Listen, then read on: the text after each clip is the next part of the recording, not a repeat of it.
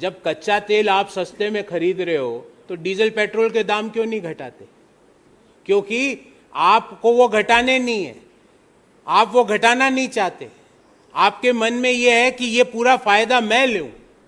जब किसान से सब्जी, आलू, घी, ऑयल सीड्स ये सस्ते में मिल रहा है तो आप रेगुलेट क्यों नहीं करते कि जब सब्जियां 20% की कमी किसान से 20% कम भाव में खरीदी जाती है और वही सब्जी हमको 3.5% ऊंचे भाव में बिक जाती है, ऐसा क्यों? तो इधर गवर्नमेंट की इंटरफेरेंस चाहिए ना, वो तो मूक दर्शक बने हुए बैठे हैं। तो क्या ये प्रोसेस है डबलिंग ऑफ फार्मर्स इनकम का? टेक्सटाइल का आपको उदाहरण देता हूं कि 8.2% होलसेल मार्केट में टेक्सटाइल के भाव गिर जाते हैं और हमारे लिए जो साधारण कपड़े जो हम और 140 करोड़ लोग देशवासी पहनते हैं उसके दाम 6.6% से बढ़ जाते हैं। और सरकार इंटरवेंशन क्यों नहीं करती है? सरकार चाहे तो इमीडिएटली क्या पेट्रोल डीजल के दाम इसी अनुपात में कम नहीं किए जा सकते? तो ये सीपीआई भी यहां पे जीरो हो जाएगा या नेगेटिव आ जाएगा। जब आपका कच्चा तेल आप सस्ते में खरीद रहे हो और आप पेट्रोल और डीजल के दाम भी उसी अनुपात में कंज्यूमर्स के लिए कम कर दोगे तो ये सीपीआई भी नेगेटिव में आ जाएगा। आप जब सब्जियां के भाव घटे हैं तो आपको इंटरफेयर करके उन बिचौलियों के बीच में इंटरफेयर करना पड़ेगा जो सस्ते भाव में किसानों से सब्जी खरीद रहे हैं, सस्ते भाव में किसानों से ऑयल सीड खरीद रहे हैं, सस्ते भाव में किसानों से आलू खरीद रहे हैं, सस्ते भाव में किसानों से घी खरीद रहे हैं और वही चीजें हमको महंगे भाव में बिक दे रही जा रही है। और दुर्भाग्य की बात यह है कि अगर मैं मान लीजिए कि फूल गोभी का उत्पादन करने वाला किसान हूं तो मेरे को फूल गोभी मैं सस्ते में दे रहा हूं और मेरे को अगर मेरे सेल्फ कंजम्पशन के लिए आलू चाहिए तो वही आलू मैं महंगे में खरीद रहा हूं। अगर मेरे को मेरे सेल्फ कंजम्पशन के लिए खाने का तेल चाहिए तो वो खाने का तेल मैं महंगे में खरीद रहा हूं। तो गवर्नमेंट, आज मैं वैट और एक्साइज ड्यूटी की बात नहीं कर रहा हूं। टैक्सेस जो लगाए हैं 2014 की तुलना में डीजल पर 2.5 गुना, पेट्रोल पर लगभग 2 गुना, उसको कम करने की वो लूट तो चालू है।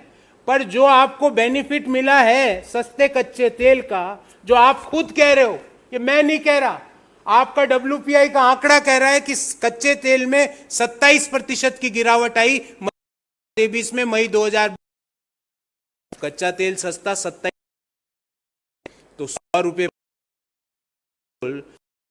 आपको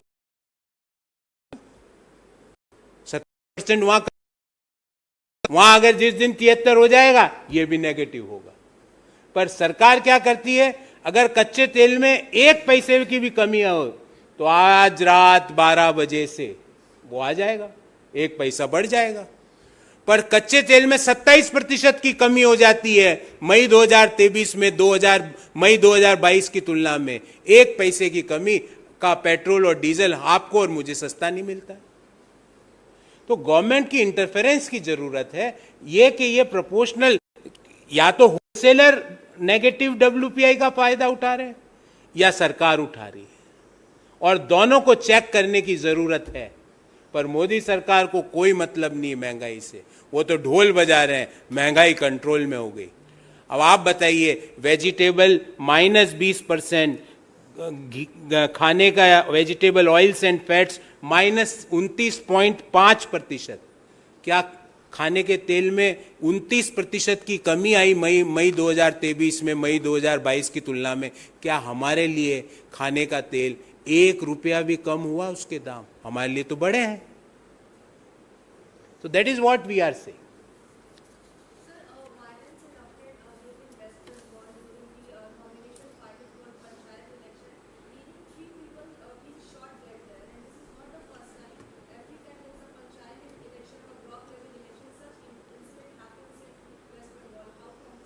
See, any kind of violence at any level, we condemn that.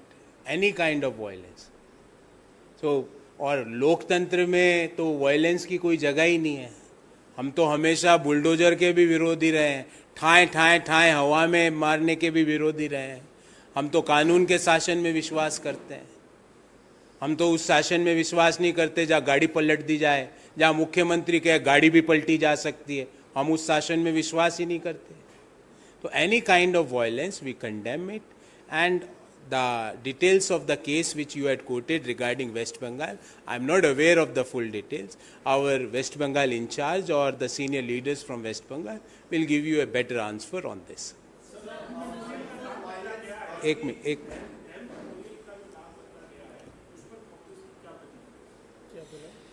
Nehru memorial के नाम बदलने से एक व्यक्ति ने एक बार पुनः अपना छोटेपन का प्रदर्शन किया है, और मैं उनको उन्हीं के नेता का एक वाक्य याद दिलाना चाहता हूं कि छोटे मन से कोई बड़ा नहीं बन सकता। जो व्यक्ति दूसरों का नाम मिटा के खुद का नाम आगे करना चाहता है, भारत की संस्कृति और भारत के लोग ऐसे लोगों को महान और बड़ा नहीं मानते हैं। पिछले 59 साल से नेहरू मेमोरियल लाइब्रेरी एक मैं कहता था सारे थिंक टैंक और सारे रिसर्चर्स के लिए एक हब था, जहाँ पे अद्भुत किताबें, अद्भुत लिटरेचर रखा जाता था, लोग उसका प्रयोग करते थे। लोकतंत्र की मजबूती के लिए, संविधान की मजबूती के लिए, जो हमारी स्पिरिट ऑफ डेमोक्रेसी है उसकी मजबूती के लिए उन चीज़ों का प्रयोग किया जाता था, और उन चीज़ों को पढ़ पढ़ के लोग आगे उसको नेक्स्ट जनरेशन को पास ऑन करते थे। पर एक व्यक्ति को लगा कि मैं पंडित जी का नाम वहाँ कैसे रहने दूँ, क्योंकि मुझे तो पंडित जी के नाम को हटाना है, पर 140 करोड़ लोगों के दिल में जो पंडित जी का नाम लिखा जा चुका है उसको कैसे हटाओगे। और ये सब करके मैं उन व्यक्ति को कहना चाहता हूं, ये सब तुच्छ और छोटी हरकतें करके आप पंडित जी का नाम और बढ़ा रहे हो। आप पंडित जवाहरलाल नेहरू जो भारत के शिल्पकार हैं, जिसको आने वाले 1000 साल तक भारत का शिल्पकार माना जाएगा, आपके नाम बदलने से कुछ नहीं होगा। आधुनिक भारत के निर्माता है, जिन्होंने भारत जहां आज खड़ा है उसका सपना उन्होंने 1947 में देखा। उन्होंने भारत को जब संभाला, जब भारत के पास निर्माण करने की, सुई के निर्माण करने की क्षमता नहीं थी। वहां से लेकर वो बड़े बड़े dam, all India institute of medical sciences, IITs, IIMs, IISCs, बड़े बड़े रिसर्च इंस्टीट्यूशंस, DRDO, इस जो हमारा इसरो, ये सारी चीजों की परिकल्पना पंडित नेहरू ने की। पर आपको लगता है उनका नाम हटा दो, उनका नाम काट दो। ये नाम तो आप दीवार से तो काट सकते हो, क्योंकि बहुमत में आपकी सरकार है। सरकार का जो पंडित जी ने लोकतंत्र बनाया था और लोकतंत्र में ही सारी शक्तियों को निहित किया था, उस लोकतंत्र को की रक्षा का दायित्व आज आपके पास है। इसलिए आप नाम तो काट सकते हो वहां से, पर 140 करोड़ देशवासियों के दिल में पंडित जवाहरलाल नेहरू, लाल बहादुर शास्त्री, इंदिरा गांधी, राजीव गांधी, PV नरसिम्हा राव, मनमोहन सिंह, इनका नाम जो लिखा हुआ और इनका जो कंट्रीब्यूशन है, और अटल बिहारी वाजपेयी जी आल्सो, हम तो उनका भी नाम लेते हैं, क्योंकि आप तो उनका भी नाम काटना चाहते हो।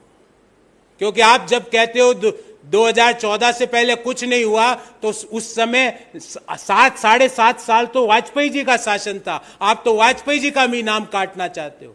पर हम किसी प्रधानमंत्री का इस तरह अपमान नहीं करते। हर प्रधानमंत्री का कोई ना कोई कंट्रीब्यूशन रहता है।